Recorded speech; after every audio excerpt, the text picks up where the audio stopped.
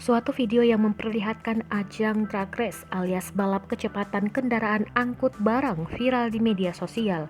Pasalnya helatan tersebut ialah pertama di Indonesia. Dalam cuplikan singkat itu terlihat bahwa beberapa truk berlomba untuk mencari siapa yang berhasil menjadi yang tercepat di jalur lurus yang sudah disiapkan.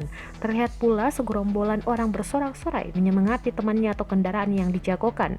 Beberapa di antaranya terlihat mengatur jalannya balapan agar tetap tertib. Sontak kejadian yang diunduh di Instagram @indocarstuff ini menuai tanggapan positif dari pengikutnya.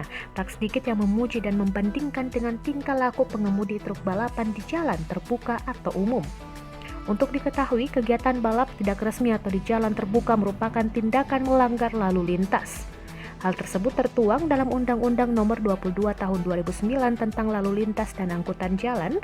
Balapan liar di jalan raya itu merupakan tindakan ilegal, sehingga pengendara yang terlibat bisa dikenakan hukuman sesuai aturan berlaku, yaitu pidana hukuman penjara selama 18 bulan atau denda paling banyak 1,5 miliar rupiah.